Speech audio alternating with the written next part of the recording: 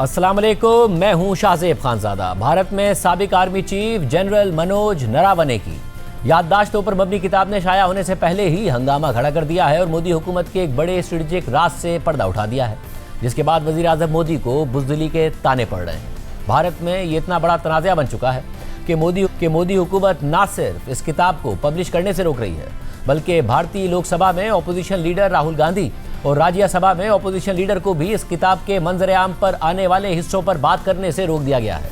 भारतीय वजारत दिफा की जानिब से अभी तक जनरल नरावने की याददाश्तों को शाया करने की इजाज़त नहीं दी गई है। हालांकि इस किताब को 1.5 साल से भी पहले मुकम्मल कर लिया गया था, ताहम किताब के कुछ अहम हिस्से मारूफ भारतीय मैगजीन कारावान में सहाफ़ी सुशांत सिंह ने शाया कर दिए हैं।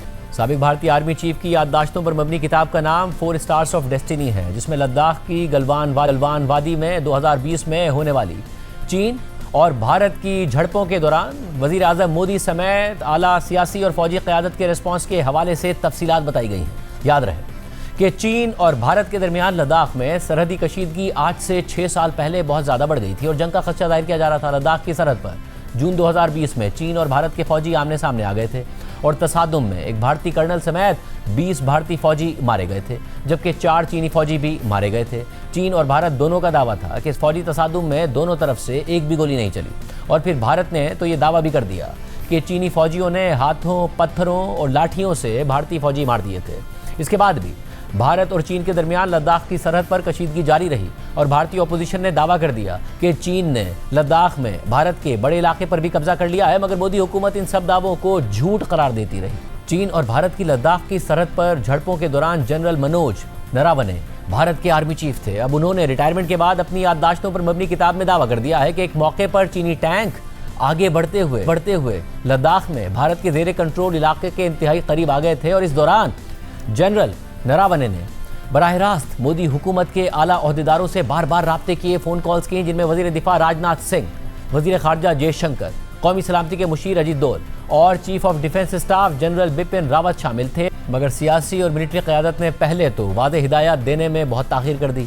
फिर आखिर में वज़ीर आज़म मोदी का पैगाम दिया गया कि चीनी टैंक्स पर फायर करने या न करने का फैसला आर्मी चीफ खुद कर ले और फिर आर्मी चीफ को बकौल उनके अकेले ही ये इंतहाई मुश्किल फैसला करना पड़ा। यानी भारतीय सियासी क़यादत ने इंतहाई नाजुक मौके पर फैसले की सारी जिम्मेदारी आर्मी चीफ पर डाल दी थी, जो कि भारत की जमहूरी तारीख में एक अनोखी बात थी, जहां ऐसे फैसले सियासी क़यादत करती है, ना कि फौजी क़यादत। जनरल नरावने की किताब को लेकर भारत में हंगामा खड़ा हो गया है। अपोजिशन सवालात उठा रही है, मगर मोदी हुकूमत वजाहत करने या जवाब देने के बजाय इस मौजू पर पार्लियामेंट में गुफ्तगू को ही ममनू करार दे रही है। लोकसभा में वज़ीर आज़म मोदी की मौजूदगी में जब भारतीय अपोजिशन लीडर राहुल गांधी ने जनरल नरावने की याददाश्तों के इख्तिसाबात पढ़ने की कोशिश की तो हुकूमती वज़रा की जानिब से उन्हें बोलने ही नहीं दिया गया और वज़ीर दाखिला अमित शाह और वज़ीर दिफा राजनाथ सिंह खड़े होकर राहुल गांधी को टोकते लगे। स्पीकर सर, ये गारंटीड ऑथेंटिक है। इसमें नरावने जी ने कहा है कि उनका मेमोआर है, उसे सरकार पब्लिश नहीं होने दे रही है, इसमें सब लिखा है। और मैं सिर्फ इसमें से 5 लाइन पढ़ना चाहता हूं, जिसमें नरावने जी ने राजनाथ सिंह के बारे में और मोदी जी के बारे में बोला है।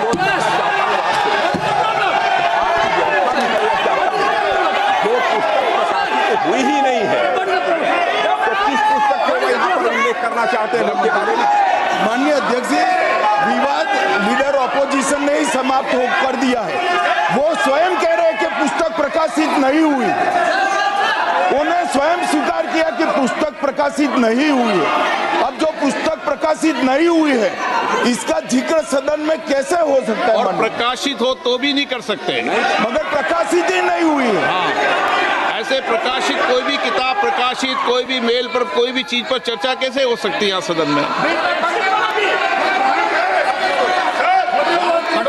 माननीय सदस्य, आप राष्ट्रपति अभिभाषण को बोले। No. We're within a few hundred meters of our positions on the Kailash range.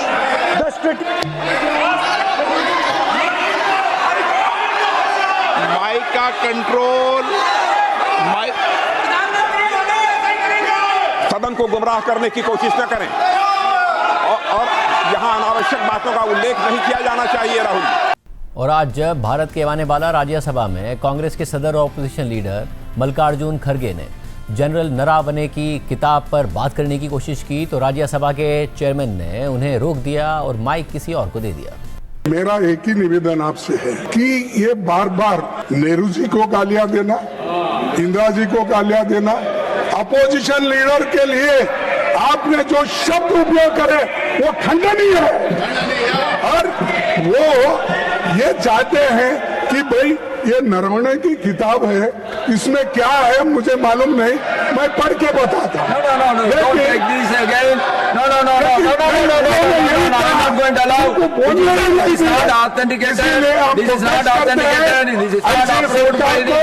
America को बेचने वाले देश को प्रोटेस्ट करते हैं।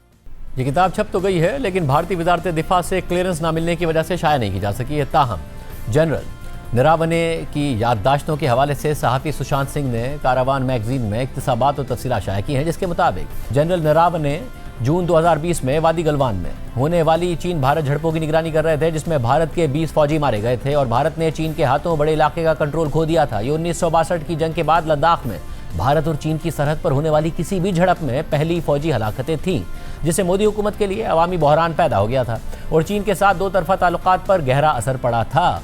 जनरल नरावने की याददाश्तों के मुताबिक भारतीय फौज की नॉर्दर्न कमांड के सरबराह लेफ्टिनेंट जनरल योगेश जोशी को 31 अगस्त 2020 की रात 8:15 पर एक फ़ोन कॉल मौसूल हुई। जो मालूमात उन्हें मिली उससे वो चौंक कर रह गए, क्योंकि 4 चीनी टैंक्स जिन्हें इन्फेंट्री की मदद भी हासिल थी वो मशरकी लद्दाख में रचिन ला की जानिब पहाड़ी पर आगे बढ़ना शुरू हो गए थे।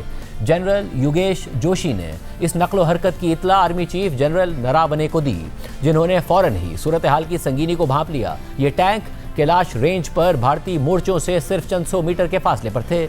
ये वो बुलंद स्ट्रेटेजिक मकाम था जिस पर भारतीय फौज ने चंद घंटे पहले ही चीन की फौज के साथ एक खतरनाक झड़प के बाद कब्जा किया था। चीन और भारत की सरहद, जिसे लाइन ऑफ एक्चुअल कंट्रोल कहा जाता है, उस पर बुलंदी के हर मीटर को स्ट्रेटेजिक बर्तरी के तौर पर देखा जाता है। चीनी टैंकों को आगे बढ़ता देखकर भारतीय फौजियों ने रोशनी करने वाला एक गोला फायर किया, जो एक तरह की वार्निंग थी, लेकिन उसका कोई असर नहीं हुआ और चीनी टैंक्स आगे बढ़ते रहे। इस दौरान भारत के आर्मी चीफ जनरल नरावने ने भारत की सियासी और फौजी क़यादत को घबराहट में फ़ोन कॉल्स करना शुरू कर दी, जिनमें वजीर दिफा राजनाथ सिंह, कौमी सलामती के मुशीर अजीत डोल, chief of defence staff general Bipin Rawat और वजीर खारजा जयशंकर शामिल थे।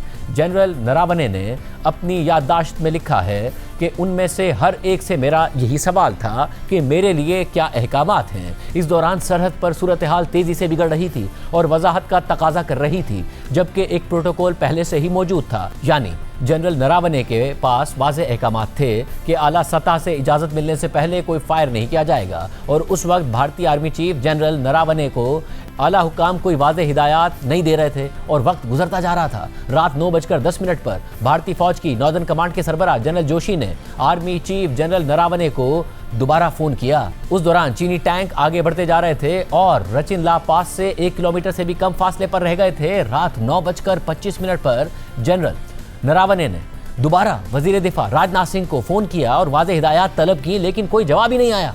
इसी दौरान चीनी फौज के कमांडर मेजर जनरल लियो लिन का पैगाम मौसूल हुआ। उन्होंने कशीदगी कम करने की तजवीज़ दी और कहा कि दोनों फरीक मजीद नकलो हरकत रोक दें और सुबह 9:30 पर रचिन ला पास पर मकामी कमांडर्स की मुलाकात होगी। हर तरफ से 3 नुमाइंदे होंगे। ये एक माकूल तजवीज़ मालूम होती थी। एक लम्हे के लिए ऐसा लगा कि कोई रास्ता निकल रहा है। रात 10 बजे जनरल नरावने ने वजीर दिफा राजनाथ सिंह और अजीत डोल को फ़ोन करके यह पैगाम पहुंचा दिया, मगर 10 मिनट बाद भारतीय फौज की नॉर्दर्न कमान से फिर फ़ोन आया और बताया गया कि चीनी टैंक्स रुके नहीं हैं और अब वो सिर्फ 500 मीटर के फासले पर रह गए हैं।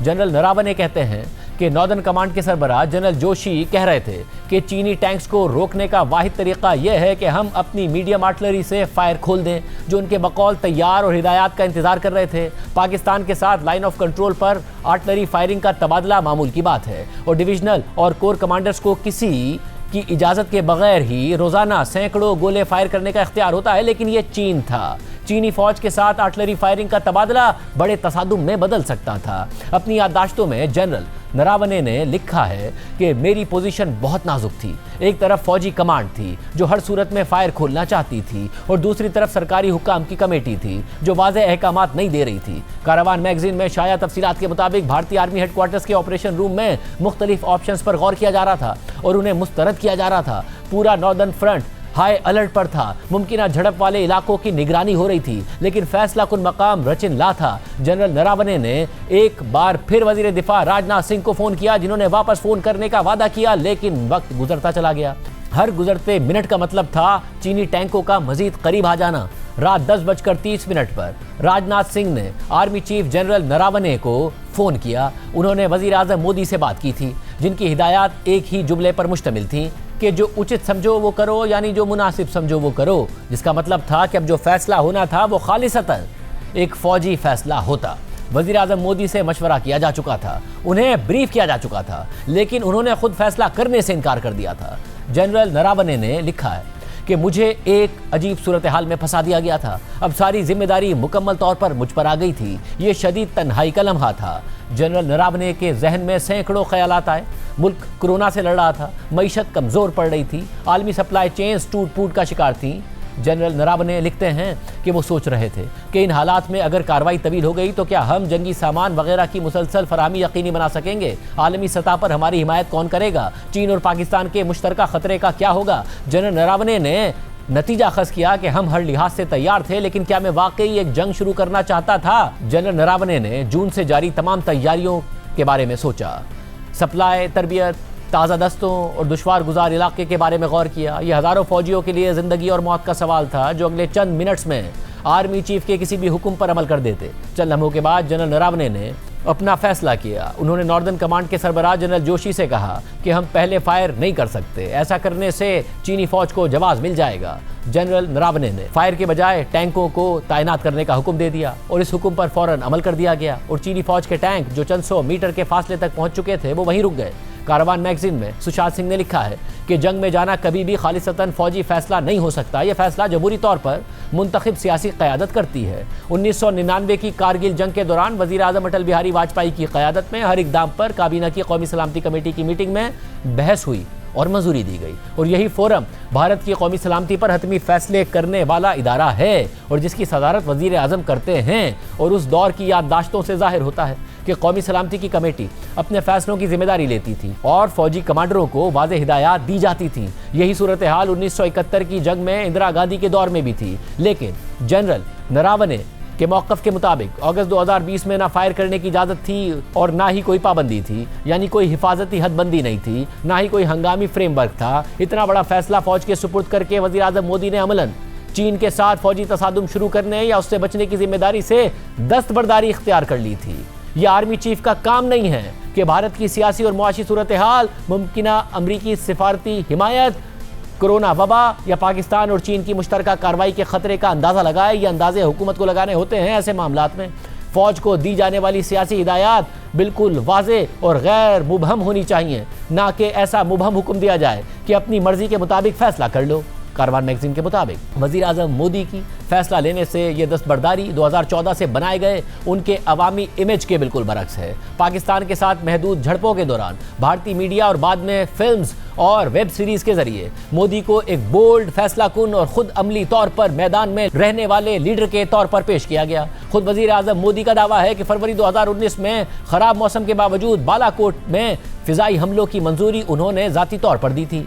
मोदी हुकूमत ने पाकिस्तान मुखालिफ बयानिए का खूब इस्तेमाल किया और पुलवामा वाक़े को अपनी दूसरी मुद्दत की इंतखाबी मुहिम में इस्तेमाल किया, मगर चीन इस तरह का बयानिया बनाने के लिए मौजू नहीं है। वो हर लिहाज से कहीं ज़्यादा ताकतवर हरीफ है, लेकिन एक ऐसी हुकूमत जो बयानिए को कंट्रोल करने पर बहुत ज़्यादा दिलचस्पी रखती है, उसके लिए जनरल नरावने की कहानी एक संगीन मसला खड़ा करती है। कारावान मैगजीन के मुताबिक लद्दाख से ताल्लुक रखने वाले मारूफ एक्टिविस्ट सोनम वांगचुक की अहलिया ने दावा किया है कि चीन ने न सिर्फ हमारी ज़मीन पर कब्जा किया हुआ है, बल्कि हर साल हमारे इलाके के अंदर मजीद आगे तक आता जा रहा है। और जब सोनम वांगचुक 2024 और 2025 में इन इलाकों का दौरा करना चाहते थे तो वहाँ कर्फ्यू नाफिज कर दिया गया, इंटरनेट बंद कर दिया गया और उन्हें वहाँ जाने से रोक दिया गया। मैगजीन के मुताबिक भारत ने बफर जोन बनाने और मरबूत गश्त पर इत्तफाक करते हुए चीन को जमीन दे दी है, जिसके मुस्तकबिल में किसी भी सरहदी तनाज़े पर संगीन असरात होंगे। भारत इन इलाकों को वापस लेने की पोजीशन में नहीं है, मगर मोदी हुकूमत मुख्तलिफ मौके पर यह दावा करती रही है कि चीन के हाथों भारत ने अपना कोई इलाका नहीं खोया, बल्कि कुछ इलाका वापस हासिल कर लिया गया या चीन को पीछे हटने पर मजबूर कर दिया गया।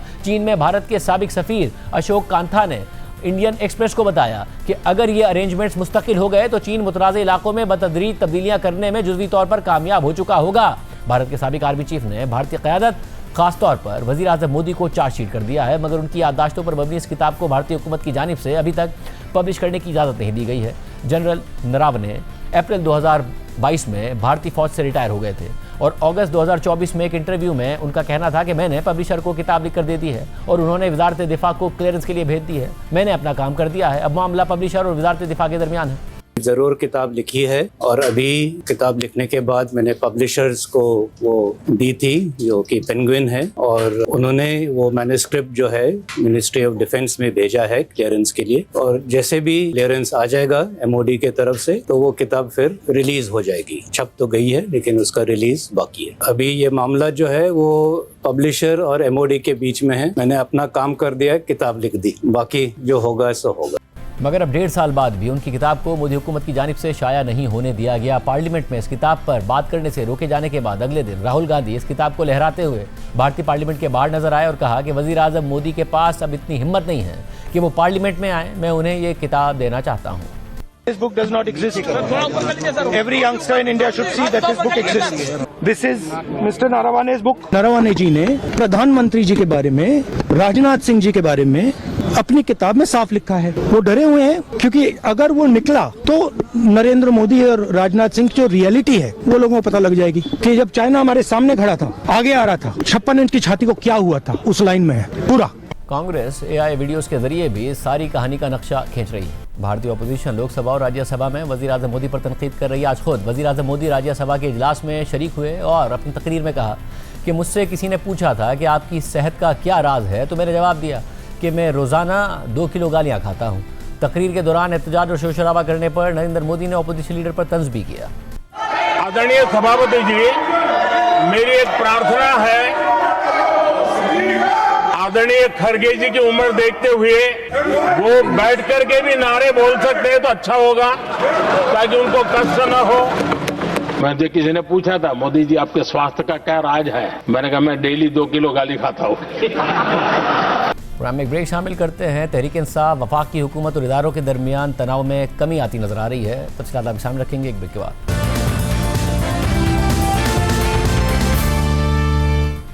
हालिया कुछ अरसे में PTI की खैबर पख्तूनख्वा हुकूमत और वफाक की हुकूमत के दरमियान तनाव कम होता नजर आ रहा है। पहले पीर के दिन एक गैर मामूली पेशरफ्त हुई जब वज़ीर आला खैबर पख्तूनख्वा सुहेल आफरीदी और वज़ीर आज़म शहबाज शरीफ के दरमियान मुलाकात हो गई, जिसे दोनों जमातों ने मस्बत करार दिया। कल वज़ीर आज़म शहबाज शरीफ ने काबीना इजलास से खिताब करते हुए इस मुलाकात का जिक्र किया और कहा कि वज़ीर आला खैबर पख्तूनख्वा तशरीफ़ लाए, सुहेल आफरीदी से एक अच्छी नशिस्त हुई और उम्मीद है कि मामलात अब आगे बढ़ेंगे। फिर मंगल के दिन इमरान खान की बहनों और पार्टी रहनुमाओं से तो मुलाकात नहीं हो सकी, मगर बुशरा बीबी की अपनी बेटी और भाभी से मुलाकात हो गई और इस मुलाकात को बैरिस्टर गौहर खान ने खुशाइंद करार दिया।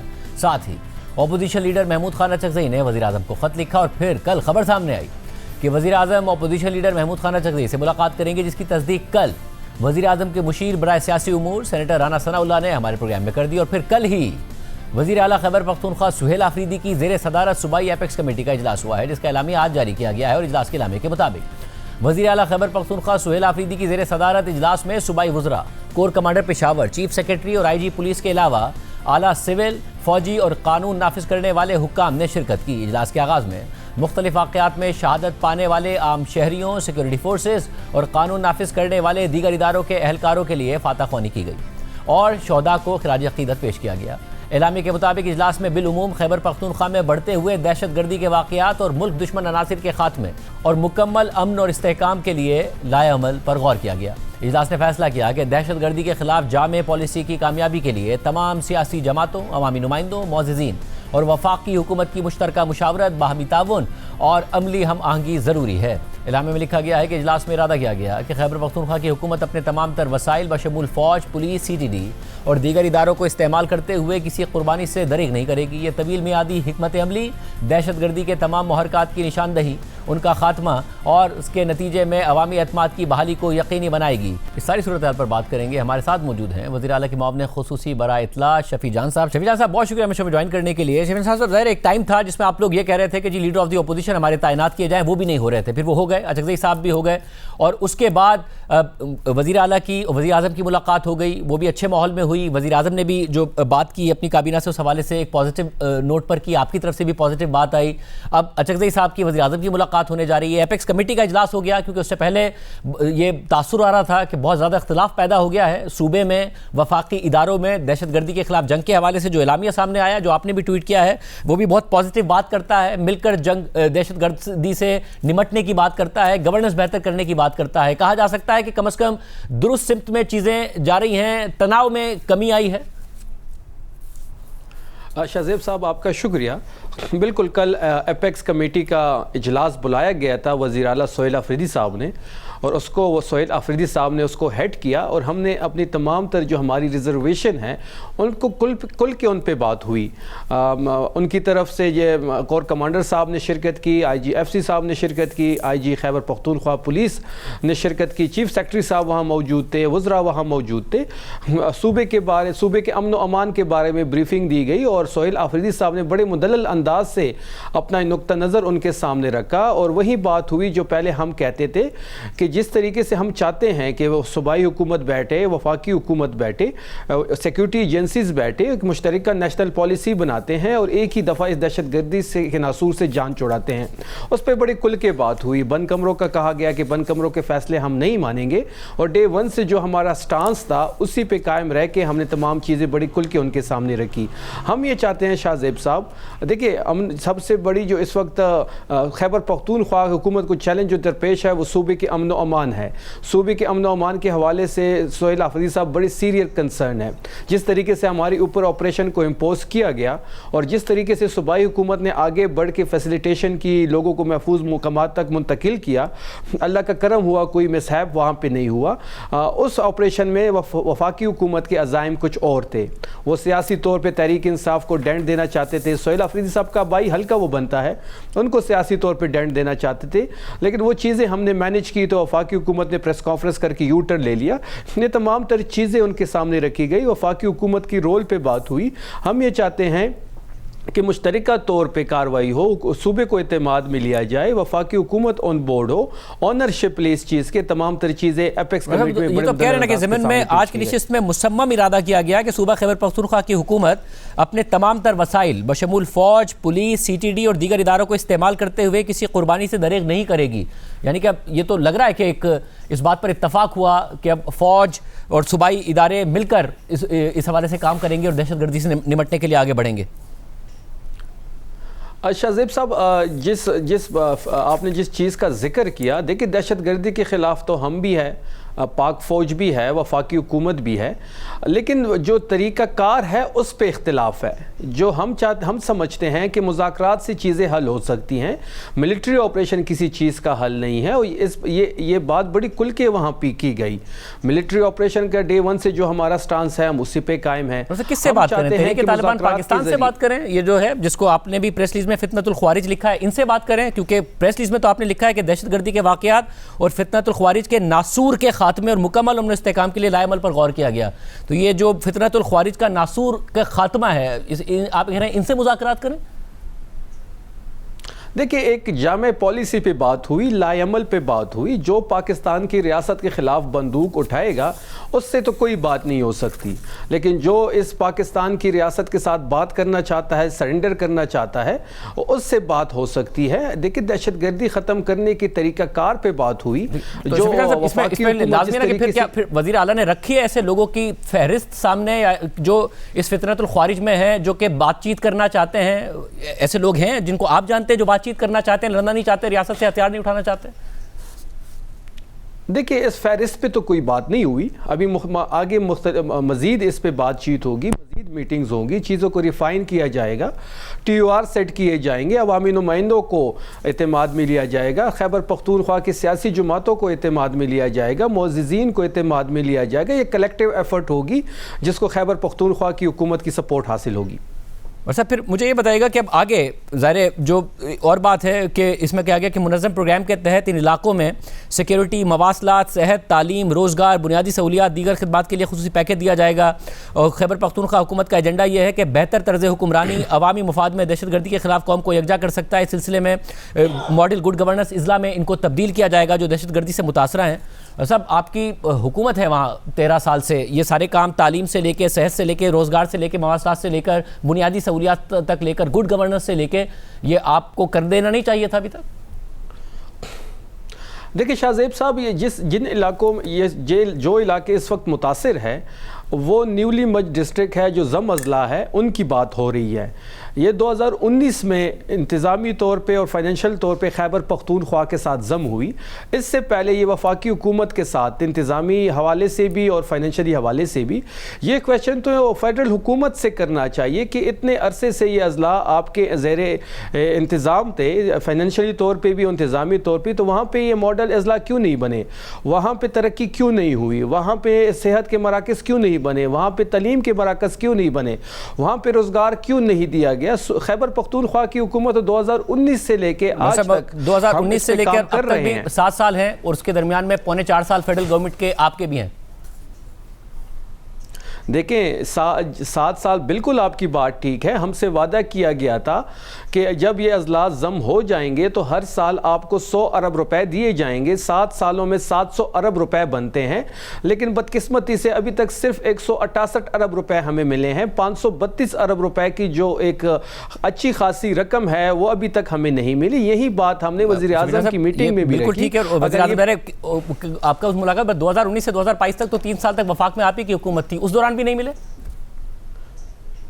देखिए ये मैं एज अ होल फिगर आपको दे रहा हूँ कि 7 सालों में 700 अरब मिलना था, हमें 168 अरब मिला। जब हमारी फेडरल हुकूमत थी तो शाहजेब साहब आपके इल्म में भी होगा कि हमने 2 दफ़ा NFC का इजलास बुलाया। कोविड आया, एक पूरी दुनिया में एक वबा आई जिसकी वजह से मुश्किलात सामने आई। हमने भरपूर कोशिश की, 2 दफ़ा NFC का इजलास भी करवाया, लेकिन आप देख लें कि 700 अरब की जगह अगर हमें 168 अरब मिलते हैं, अगर हमें 532 अरब मज़ीद टाइम पर मिल जाते तो हम वहाँ पर सेहत के मराकज़ को भी करते, हम स्कूलों का एक तंजीमी ढांचा भी वहां पे ले आते, लोगों को रोजगार के मौके भी फराहम करते और दहशतगर्दी जैसे नसूर का खात्मा भी इन चीज़ों से हो सकता था।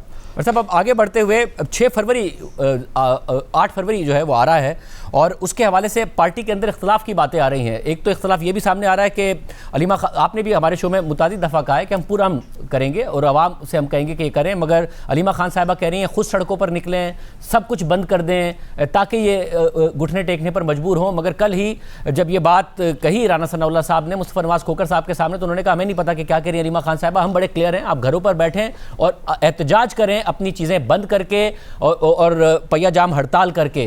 तहरीक इंसाफ में भी इख्तलाफ है इस हवाले से? देखिए शाहजेब साहब, तहरीक इंसाफ बिल्कुल इंटैक्ट है, कोई हमारे सफ़ों में कोई ऐसी चीज़ नहीं है।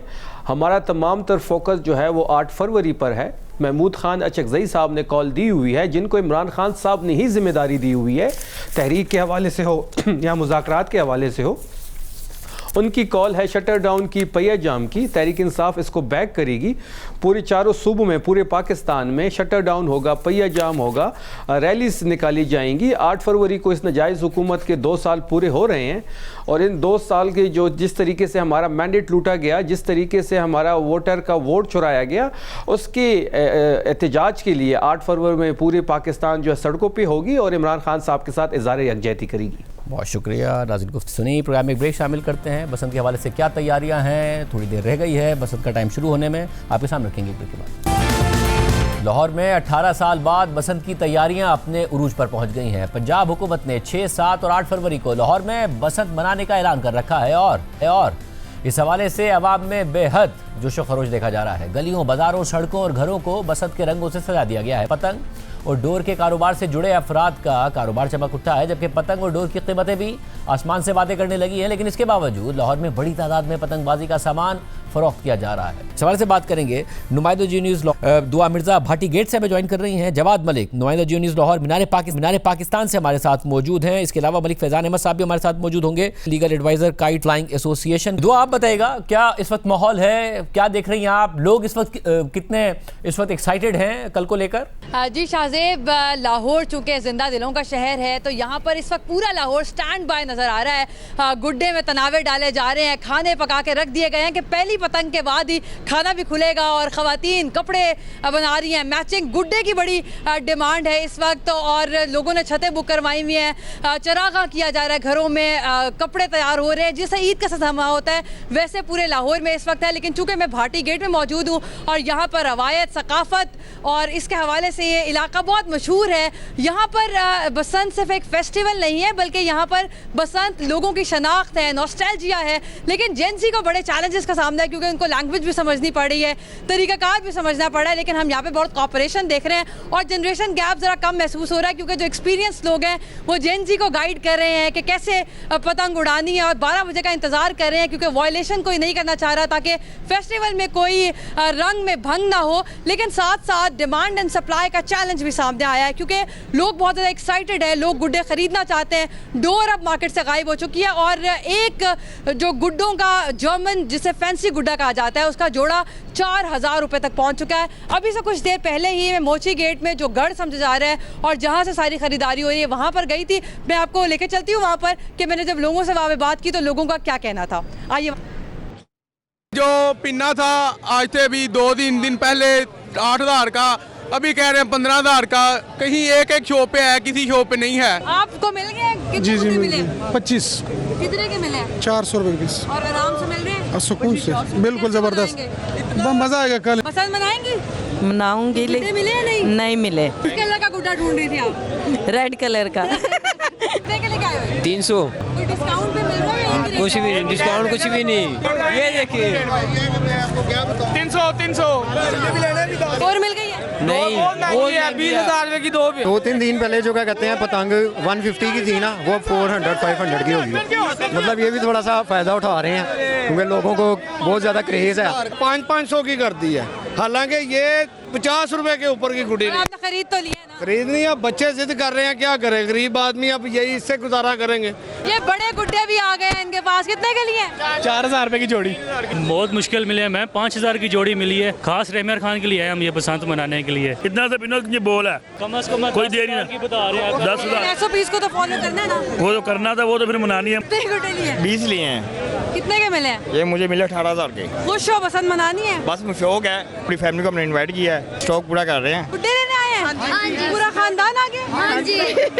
क्या कुछ मिला कि नहीं?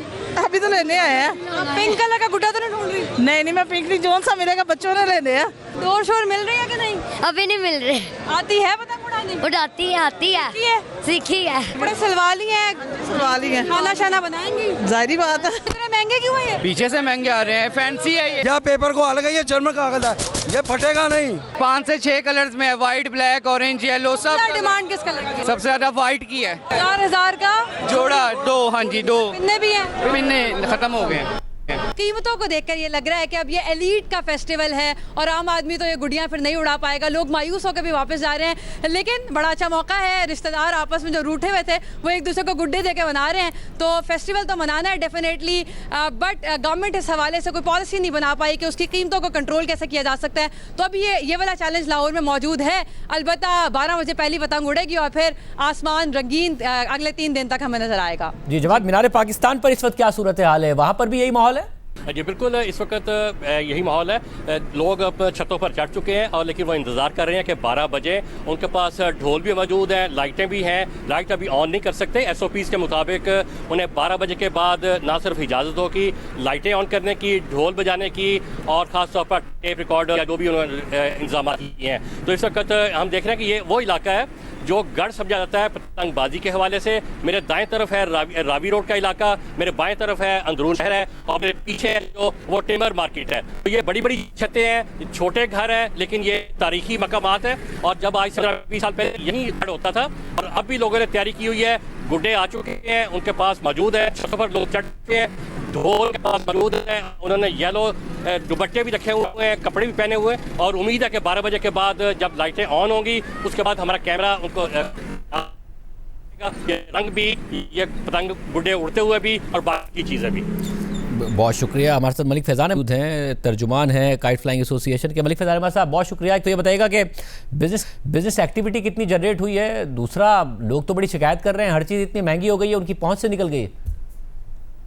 बिल्कुल जी, बजा फरमाया आपने। असल में जी लाहौर को कहते हैं जी लाहौर है और लाहौर को कोई पूरा नहीं कर सकता।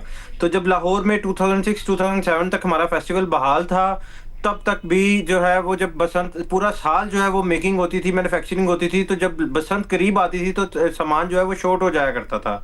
तो अब तो इतने अरसे बाद जो है वो बसंत बहाल हो रही है और सिर्फ मेकर्स को, एक मैन्युफैक्चरर्स को 1 माह का टाइम मिला, इसलिए जो है वो सामान की शॉर्टेज देखने में आ रही है। इस 1 माह में लाहौर की जो तकरीबन 2 से 2.5 करोड़ की आबादी है उसको मैन्युफैक्चरर्स पूरा तो नहीं कर सकते, लेकिन अपनी हर मुमकिन कोशिश कर रहे हैं कि तमाम प्रोविंसेस से इंपोर्ट करके और बना के और जैसे भी मैनेज करके इसको पूरा किया जा सके। और कितना बिजनेस हुआ है अभी तक और कितना एक्सपेक्टेड है अगले 3 दिनों में? देखें जी, हमारी एसोसिएशन जो जोनल नुमाइंदगान के साथ राब्ते में है, उसके मुताबिक अब तक आज की डेट तक जो है तकरीबन 1.5 अरब की जो है वो सेल्स हो चुकी हैं और एक्सपेक्टेड है कि 2.5 से 3 अरब till the last day of Basant 2.5 से 3 अरब की सेल्स होंगी। और अब मार्केट में क्योंकि सामान शॉर्ट हो चुका है, तो जो तावा गुड्डा था जो कि वेरी फर्स्ट डे 500 रुपये में फ़रोख्त हो रहा था, आज वो 1,000 तक पहुंच चुका है।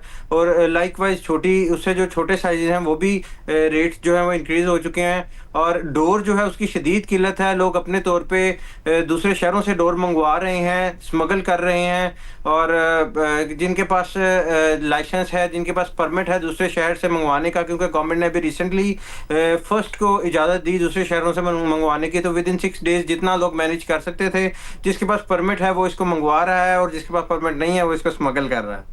बहुत शुक्रिया। नाज हो रही है, लोग परेशान भी हैं कि डोर महंगी हो गई है, पतंगें महंगी हो गई हैं, मगर एक्साइटेड भी हैं, जैसा कि हमारे नुमाइंदे तफसीलात बता रहे थे। आज के प्रोग्राम में इतना ही, दीजिए, अल्लाह हाफ़िज़।